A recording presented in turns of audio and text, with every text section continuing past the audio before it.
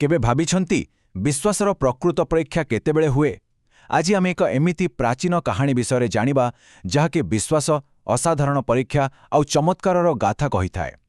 एइटा हेउछि भक्त कुआजींको कहानी। तेबे पूरा कहानी भितरकू जिबा आगरू आसंतु गोटे मिनिट पाई भाबिबा जेतेबेले जीवन आम सामनारे सबुठु कठिन परिस्थिति आनी ठिया करे सेतेबेले सेई विश्वासर प्रकृत माने कौन? एही प्रश्नकू मनरे रखी चलंतु कुआरजींको यात्रा आरंभ करिबा। तो आम कहानीर मुख्य चरित्र हेउचंती कुआजी। देखिबाकू तो से जणे एकदम साधारण मनीष, किंतु तांकर जो जीवन दर्शन थिला ता वास्तवरे थिला असाधारण। आसंतु देखिबा तांको जीवनर नियम कौन थिला। तो कुआजी पेशारे थिले जणे कुंभार। माटीकू चकरे रखी सुंदर सुंदर बासन तैयारी करुथिले। बहुत ही सरल आउ ईश्वरंको उपरे गभीर विश्वास रखुथुबा गोटे मनीष। आउ हाँ, तांको ना कुआ काहींकी पड़िला ता पछरे भी गोटे मजादार कथा अछि जहा आमे आगकू जानिबा। तांको जीवनर नियम शुणिले आश्चर्य लागिबो। से प्रतिदिन केवल सेतिकी ही रोजगार करुथिले जेतिकिरे सेही दिन तांकर आउ तांको पत्नीकर चलिजिबो। आउ जदि केही अतिथि बा साधु सन्त आसी पहुँचीगले तांकर सेवा पाई जेमती किछि कम न हुए। आसंताकाली पाई गोटिए पैसा भी संचय करुनथिले। भाबन्तु तो एइटा ही तो थिला भगवानंको उपरे तांकर अतुट विश्वास। भविष्यतर चिंता नाही, केवल वर्तमानर कर्तव्य।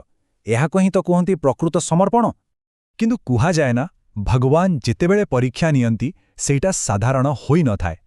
ठीक सेमिति कुआजींकर एही शांत सरल जीवन रे हठात गोटे बहुत बड़ आह्वान आसी पहुंचिला। दिने कौन हेला ना, तांको द्वार मुहरे किछि अतिथि आसी पहुंचिले।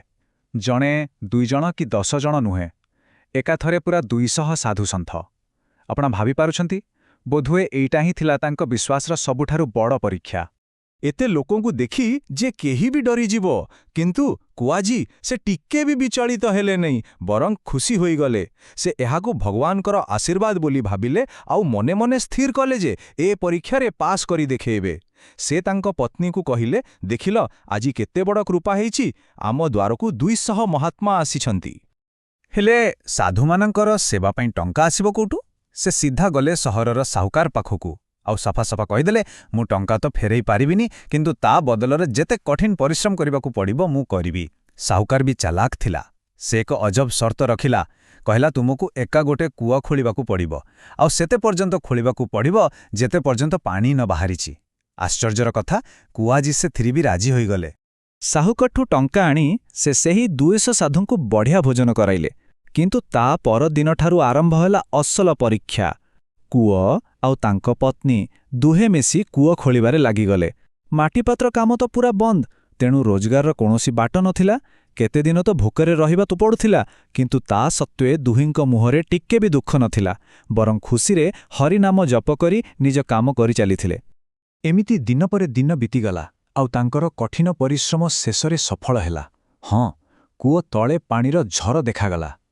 तांको मनरे एक नुआ आशा जे बोधुए एबे सबु कष्ट सरीगला। किंतु विधिर विधान किछि अलगा थिला। से खुशी बेसी समय पाई नथिला। पानी बाहरिबा जोगु कूओ कांथर ओदा माटी हठात धसीगला आउ पूरा कूओटा भुसुड़ी पड़िला। आउ कुआ झियो सेही माटी गदा तळे जियंता पोती होईगले। एइठू कहानीर मोड़ संपूर्ण बदलिगला। उपरे जेतेबेले समस्ते निराशारे बुड़ी जाइतिले, सेही माटी गदा तळे किंतु एक अद्भुत चमत्कार घटुथिला। कुआजींको पत्नींको कांद शुणी गाँ लोक आउ सेही साहुकार बे दौड़ी आसिले, किंतु एते माटी तळरू काहाकू बाहर करिबा तो असंभव थिला। समस्ते भाबिले से आउ बंची नथिबे, एठू तांको उद्धार करिबा वृथा, आउ समस्ते चेष्टा छाड़ीदेले। बिचारीकू जियंको पत्नी से एकदम एका होईगले। प्रतिदिन से सेही माटी गदा पाखकू आसंती आउ कांदंती। एमिति दिन सप्ताह आउ मास मास बीतीगला, किंतु कहानी एठी सरी नथिला। जेतेबेले दुनिया पाई सबु किछि शेष होई जाइथिला, सेही माटी गदा तळे किछि गोटे अलगा ही घटुथिला। प्रकृतरे कौन हेउथिला सेठी? एमिति किछि मास बीतीगला परे सेही बाट दे आउ एक साधुंको दल जाउथिले। सेमाने सेही माटी गदा पाखरे टिके विश्राम करुथिले। आउ हठात सेमानंको कानरे गोटे बहुत मधुर किंतु धीमा स्वर पड़िला। केही जणे हरि शरणम जप करुथिला।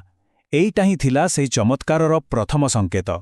साधु माने प्रथमे तो आश्चर्य हेले, କିନ୍ତୁ ଯେତେବେଳେ ସେମାନେ ଜାଣିପାରିଲେ ଯେ ଏ ଶବ୍ଦ ମାଟି ତଳୁ ଆସୁଛି ସେମାନେ ଆଉ ଡେରି ନ କରି ଖୋଳିବା ଆରମ୍ଭ କରିଦେଲେ। ତାଙ୍କୁ ଦେଖି ଗାଁ ଲୋକ ବି ଆଶ୍ଚର୍ଯ୍ୟ ହୋଇଗଲେ। ଲାଗାତାର 2 ଦିନ ଖୋଳିବା ପରେ ସେହି ହରିଶରଣମ୍ ଜପର ସ୍ୱର ଏତେ ସ୍ପଷ୍ଟ ହୋଇଗଲା ଯେ ପୂରା ଗାଁ ଲୋକ ଶୁଣିପାରୁଥିଲେ। ଆଉ ଶେଷରେ ସେହି ମୁହୂର୍ତ୍ତ ଆସିଲା ଯେତେବେଳେ ସେମାନେ ମାଟିର ଶେଷ ପରସ୍ତ୍ର ହଟାଇଲେ। ସେମାନେ ଭିତରେ ଯାହା ଦେଖିଲେ ତାହାକୁ କେହି ବିଶ୍ୱାସ କରିପାରିଲେନି। ଭାବନ୍ତୁ ତ, ସେହି ମାଟି ତଳେ କୁଆଜି କେବଳ ଜୀବିତ ଆଉ ସୁସ୍ଥ ନଥିଲେ, ତାଙ୍କ ସାମ୍ନାରେ ଗୋଟେ ସୁନ୍ଦର ଦୀପ ଜଳୁଥିଲା, ଭଗବାନଙ୍କର ଏକ ଦିବ୍ୟ ପ୍ରତିମା ଥିଲା, ଆଉ ସେ ଆନନ୍ଦରେ ନାଚି ନାଚି ଗାଇ ଗାଇ ଭଗବାନଙ୍କର ଭଜନ କରୁଥିଲେ। ସମସ୍ତେ ଏ ଦୃଶ୍ୟ ଦେଖି ପୂରା ସ୍ତବ୍ଧ। ମାଟି ତଳର ସେହି ଅନ୍ଧାର ଭିତରେ ଏମିତି ଏକ ଦିବ୍ୟ ଆନନ୍ଦ। ଆଉ ଯେତେବେଳେ କୁଆଜି ସେହି ମାଟି ତଳୁ ବାହାରକୁ ଆସିଲେ, ତାଙ୍କର ଏହି ଅଠଳେ ବିଶ୍ୱାସର କାହାଣୀ ଚାରିଆଡ଼େ ବ୍ୟାପିଗଲା।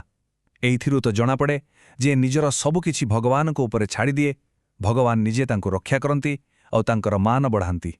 ଏ କାହାଣୀରୁ ମିଳୁଥିବା ଶିକ୍ଷା ଆଜି ବି ସେତିକି ହିଁ ଗୁରୁତ୍ୱପୂର୍ଣ୍ଣ। କୁହାଯାଏ ଯେ ଯଦି ଜୀବନରେ କେବେ ବହୁତ ବଡ଼ କଷ୍ଟ ବା ପରୀକ୍ଷା ଆସେ, ତେବେ ଭାବିନେବା କଥା ଯେ ଏଇଟା ଭଗବାନଙ୍କର ଗୋଟେ ମିସ୍ଡ କଲ୍। ସେ ଆମକୁ ମନେ ପକେଇ ଦେଉଛନ୍ତି। ଆଉ କୁଆଜିଙ୍କ ପରି ଯଦି ସେହି ପରୀକ୍ଷାରେ ଆମେ ସ୍ଥିର ରହିପାରିବା, ତେବେ ଯାଇ ପ୍ରକୃତ ବିଜୟ ମିଳିବ।